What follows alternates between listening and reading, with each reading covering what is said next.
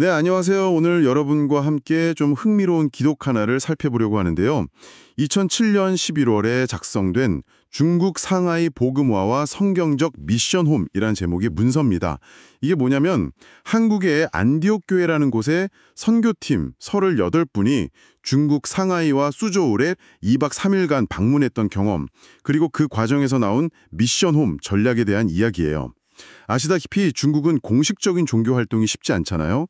그런 환경에서 이분들이 뭘 보고 느꼈는지 또 어떤 전략을 구체화했는지 한번 깊이 들여다보겠습니다. 네, 이게 특정 종교 공동체가 세상을 바라보는 시각이나 활동 방식을 아주 구체적으로 보여주는 자료라서 흥미롭습니다. 특히 미션 홈이라는 개념, 그러니까 현지에 어떤 거점을 만들어서 활동을 넓혀가려는 그런 전략이 눈에 띄고요. 또 그 과정에서 사건들을 해석하는 방식 같은 것들이 재밌어요. 이 기록을 보면 이분들이 세상을 어떻게 인식하는지, 또 목표를 이루기 위해서 어떤 의미를 부여하면서 움직이는지 이런 것들을 좀 엿볼 수 있어서요. 다양한 신념 체계가 공존하는 우리 사회를 이해하는데 중요한 실마리가 될 수 있을 것 같습니다. 이야기는 안디옥 교회 월요 순회전도 팀 소개로 시작하는데요. 2006년부터 활동을 시작했고 자신들을 영적 군사, 그리스도의 특공부대 이렇게 부르면서 국내 여러 지역을 다니다가 2007년 10월 29일 드디어 중국으로 떠납니다. 38명의 사역자가 2박 3일 일정으로 수조우와 상하이를 방문하게 된 거죠. 네, 이 방문의 표면적인 목적은 일단 이미 수저우에 파견돼 있던 분들, 정혜욱, 오미정 집사라는 분들의 미션 홈을 돌아보고 현지 상황을 파악하는 거였어요. 여기서 미션 홈이라는 게 문서 내용을 쭉 보면요. 가정집 같은 형태를 기반으로 해서 현지인들하고 교류하면서 점진적으로 종교적인 영향력을 좀 확대하려는 그런 소규모 거점, 비밀교회 약간 그런 개념으로 이해되더라고요. 맞아요.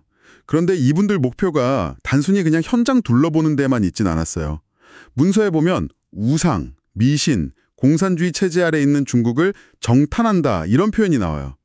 그리고 이 미션 홈을 통해서 어떻게 효과적으로 복음을 전파할 수 있을지 그 방법을 찾는 게 더 중요한 목표였다 이렇게 명시되어 있거든요.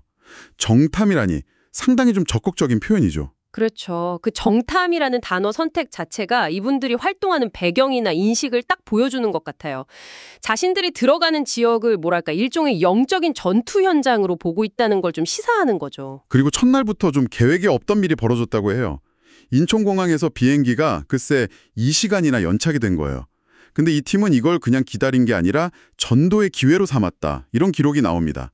공항에 있던 다른 승객들한테 딱 다가가서 자신들의 신앙을 전파했고 그 결과 중동분 1명, 필리핀분 1명 포함해서 총 7명을 만났다. 이렇게 상세히 적혀 있어요. 네, 이 에피소드가 이 팀의 특징을 아주 잘 보여주는 것 같아요. 예상치 못한 변수, 그러니까 비행기 연착 같은 일상적인 사건조차 그냥 지나치지 않고 이걸 자신들의 종교적 목적과 어떻게든 연결시키려는 그런 강한 의지가 보이는 거죠. 모든 상황을 하나님의 계획이라는 틀 안에서 해석하고 또 만남 하나하나에 다 의미를 부여하는 경향이 아주 뚜렷하게 나타납니다. 특히 상하이에서는 이영미 집사 그리고 상하이 화공대 학생인 이치우 청년과의 만남을 되게 중요하게 평가하는데요. 이 만남을 통해서 앞으로 상하이에서 사명자 말씀 운동을 펼칠 길이 열렸다. 이렇게 해석을 합니다. 사명자 말씀 운동이라는 용어도 나오는데 이건 좀 어떤 의미로 봐야 할까요? 문서 맥락상 보면요. 사명자 말씀 운동이라는 건 아마 자신들의 신념을 받아들이고 함께 활동할 핵심 인물, 그러니까 사명자를 발굴하고 이 사람들을 중심으로 해서 성경 공부라든지 교리 전파 활동을 확장해 나가는 것, 이걸 의미하는 걸로 보입니다. 결국 비행기 연착이라는 우연한 사건을 통해서 미래의 핵심 동역자를 만났다고 해석하면서 그 사건 자체를 신의 섭리로 받아들이는 그런 거죠. 그리고 이제 이튿날 드디어 수조우에 있는 정혜욱, 오미정 집사의 미션홈을 방문합니다. 근데 가보니까 현장 상황이 생각보다 훨씬 열악했던 모양이에요. 기록에는 인터넷 연결도 잘 안 되고 자유롭게 예배를 드리거나 찬송 부르기도 어렵고 그야말로 복음의 불모지였다 이렇게 묘사되어 있습니다. 네, 그리고 거기서 활동하던 선교사들의 솔직한 심정이 기록되어 있다는 점도 좀 주목할 만해요. 이렇게 갑자기 파송될 줄 알았다면 한국에서 제대로 훈련받고 준비할 걸 그랬다. 이런 식으로 눈물로 후회했다는 대목이 나오거든요. 준비가 좀 부족했던 것에 대한 안타까움이랑 현장의 어려움이 그대로 느껴지는 부분이죠. 이 경험이 방문팀에게는 굉장히 큰 자극이 된 것 같아요. 언제 어디로 파송될지 모르니까 평소에 온 가족이 선교팀으로서 철저히 준비되어 있어야 한다. 이런 결론에 이르렀다고 해요. 그러니까 단순히 개인 신앙생활 잘하는 걸 넘어서 교회 공동체 안에서 공식적인 예배 참여나 제자 훈련이 얼마나 중요한지 다시 한번 확인하게 된 그런 계기가 된 거죠. 맞습니다. 이 미션홈에서 드린 예배에서 담임 목사가 설교한 내용도 기록되어 있는데요. 70인 요원이 열어야 할 5가지 관점, 복음, 현장, 제자, 전문성, 미래 비전 이런 이야기였습니다. 여기서 70인 요원이라는 건 그 예수님이 파송했던 70명의 제자들을 모델로 삼아서 핵심적인 역할을 할 정예 멤버 70명을 키우려는 이 교회의 목표를 나타내는 그런 용어예요. 아, 그 설교 내용 중에 되게 흥미로운 대조가 있었어요. 중국 속담에 하늘에는 천당, 땅에는 수조와 항저우가 있다. 상유천당, 하유소항 이런 말이 있잖아요. 그만큼 살기 좋은 곳이란 뜻인데 근데 목사님은 설교에서 겉보기엔 천당 같지만 영적인 눈으로 보면 이 수조는 복음을 전하지 않으면 멸망할 승, 장망성이라고 하죠. 심지어 지옥 위에 세워진 수조로 봐야 한다. 이렇게 강조했다는 거예요.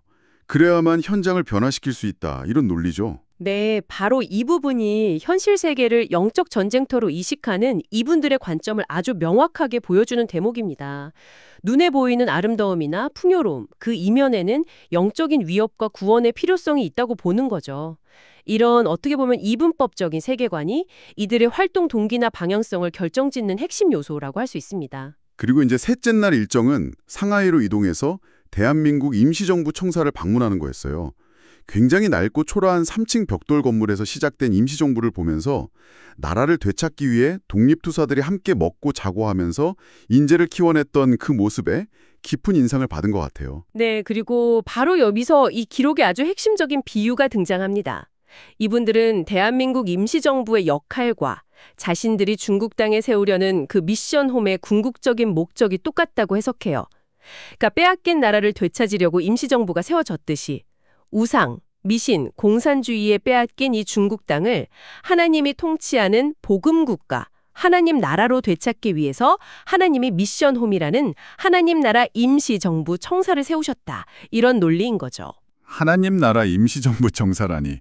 와, 미션홈에 정말 엄청난 의미를 부여하는 거네요. 그냥 단순한 선교 거점이 아니라 무슨 영적 독립운동 기지처럼 생각하는 것 같아요. 그렇죠. 이 비유는 미션홈 사역에 참여하는 사람들한테 아주 강력한 동기를 부여하고 그들의 활동을 굉장히 중요하고 거룩한 임무로 격상시키는 그런 효과가 있는 거죠. 자신들을 빼앗긴 하나님의 나라를 되찾기 위해서 비밀리에 모여서 생명을 걸고 인재를 양성하는 영적 요원으로 여기게 만드는 그런 강력한 서사입니다. 이 비유는 곧바로 윤봉길 의사 이야기로 이어지더라고요. 1932년에 24살 청년 윤봉길이 상하이 홍코우 공원에서 폭탄을 던져서 일본 주요 인사들을 제거하거나 중상을 입혔던 그 사건을 언급하면서요. 당시 중국 지도자 장제스가 4억 중국인이 못한 일을 한국인 한 사람이 해냈다. 이렇게 극찬했다는 사실을 상기시키죠. 그리고 이 역사적인 사실을 다시 자신들의 사역에 적용하는 겁니다. 김구 선생이 임시정부에서 윤봉길 같은 인물을 길러냈듯이 미션홈을 통해서 소수일지라도 성경에 나오는 다니엘, 사드락, 메삭, 아벳느고처럼 사단의 역사에 분노하고 하나님 나라를 위해 순교할 수 있는 핵심 인재를 양성해야 한다. 이렇게 다짐하는 거죠. 한 명의 잘 훈련된 핵심 인물이 수십억 명의 가치를 가질 수 있다. 이런 믿음을 강조하는 겁니다. 이 부분이 아까 말씀드린 70인 요원 양성 목표하고도 딱 연결되는 지점이죠. 신학적으로도 이 부분을 좀 뒷받침하는 설명이 있었던 것 같아요. 네, 성경에 나오는 택하신 족속, 왕 같은 제사장, 거룩한 나라 이런 구절들을 인용하면서요. 그리스도를 믿는 한 사람을 통해서 교회가 세워지고 그 교회를 통해서 이 땅에 하나님 나라를 실현하는 것이 하나님의 계획이다. 이렇게 설명을 합니다. 예수님이 부활하시고 40일 동안 제자들에게 하나님 나라에 대해 가르쳤던 것처럼 그리고 과거에 로마 제국이 기독교화되었던 것처럼 이 미션홈을 통해서 중국, 나아가 전 세계를 복음화하는 것이 최종 목표다. 이런 비전을 제시하는 거죠. 구원받은 개인들의 헌신을 통해서 사회 전체, 그러니까 복음 국가를 건설하려는 아주 원대한 포부를 담고 있다고 볼 수 있습니다. 상하이에서의 마지막 일정으로 공항 가기 직전에 진주백화점이라는 곳에 들렀다고 해요. 거기서 우연히 보석 전문가이면서 또 독립투사 후손인 신혜룡 씨라는 분을 만나게 되는데 이분이 4개 국어에 능통했다고 합니다. 이 만남 역시 그냥 예사롭게 보지 않아요. 진주 가게에서 진짜 진주, 핵심 인물을 발견했다. 이렇게 비유하면서 이걸 통해 상하이에서의 말씀운동, 즉 복음 전파의 문이 열렸다. 이렇게 평가를 합니다. 네, 이러한 만남들을 쭉 종합하면서 이 방문집은 하나님께서 기존 미션홈이 있던 수조보다는 상하이에 더 큰 기회의 문을 열어주고 계신다. 이런 결론에 도달하게 돼요. 그래서 기록의 후반부는 상하이라는 도시 자체에 대한 분석과 그 전략적 중요성에 좀 더 집중하기 시작합니다. 상하이에 대한 분석이 이게 또 상당히 흥미로운데요. 먼저 지형적인 특성에 주목을 해요. 상하이가 장강, 양쯔강 하구에 위치해 있는데 그 모양이 꼭 용 같아서 예로부터 용의 머리, 롱토어라고 불렸다는 점을 언급합니다. 그런데 이 팀은 이 사실을 자신들의 시각으로 또 재해석해요. 네, 그렇죠. 자신들이 여자의 후손인 그리스도, 이건 성경 창세기에 나오는 구절로 사탄을 이길 존재를 상징하는데요. 이 그리스도를 선포하면서 상하이에 왔기 때문에 이건 곧 용, 즉 사탄을 상징하는 용의 머리를 짓밟은 것이다. 이렇게 해석을 하는 거죠. 그리고 앞으로 안디옥 교회 순회 전도팀이 계속해서 이 용의 머리를 밟아서 중국을 복음 국가로 만들 거다. 이런 사명감을 다시 한번 확인하는 겁니다. 상징적인 해석을 통해서 활동의 정당성이나 승리를 확신하는 그런 모습이죠. 상하이의 랜드마크인 동방명주탑에 대한 해석도 좀 인상적이었어요. 동방에 빛나는 진주라는 뜻을 가진 이 탑을 마치 용이 물고 있는 여의주처럼 묘사하면서 인간이 하나님보다 높아지려고 했던 그 바벨탑과 같다고 보는 거죠. 그래서 결국은 무너질 운명이다 이렇게 단언합니다. 지리적, 상징적 해석 외에도 상하이의 역사적, 경제적 중요성도 아주 상세하게 분석을 해요.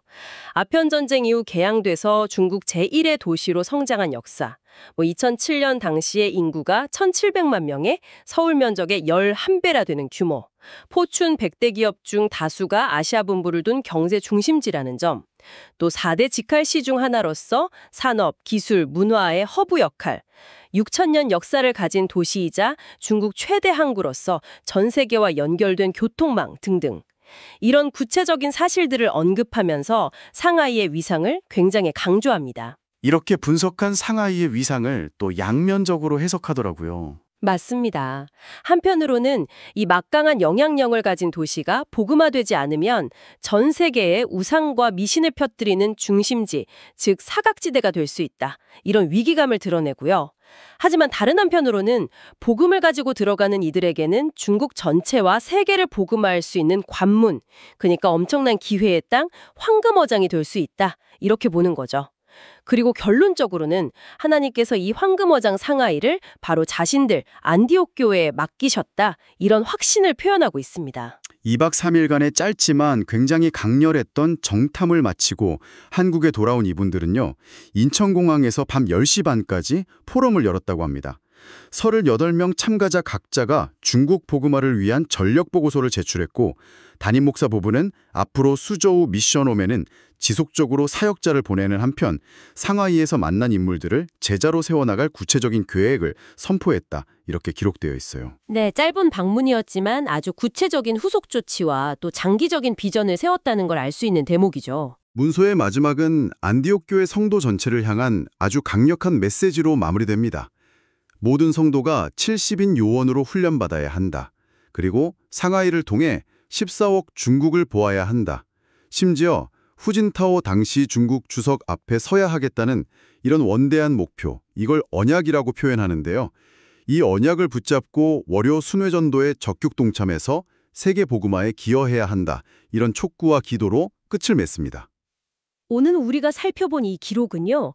특정 신앙 공동체가 세상을 해석하는 독특한 틀, 또 목표 달성을 위해서 구체적인 전략을 어떻게 수립하는지, 그리고 구성원들에게 아주 강력한 동기를 부여하는 그 서사와 구조를 정말 생생하게 보여줍니다. 영적 전쟁, 하나님 나라 임시정부, 용의 머리 정복 같은 이런 운유들은 이분들의 활동에 굉장히 비범한 의미를 부여하면서 헌신을 이끌어내는 중요한 장치로 작용하고 있죠. 여기서 한 가지 좀 생각해볼 지점이 있는 것 같아요. 이러한 강한 신념과 열정적인 활동 방식이 그들이 변화시키고자 하는 대상, 그러니까 현지의 문화나 사람들에게는 과연 어떤 모습으로 비춰지고 또 받아들여질 수 있을까요? 서로 다른 가치와 믿음이 만나는 그 접점에서 발생하는 상호작용의 복잡성에 대해서 여러분도 한번 고민해 보시면 어떨까 싶습니다. 다음에 또 다른 흥미로운 자료로 여러분을 찾아뵙겠습니다.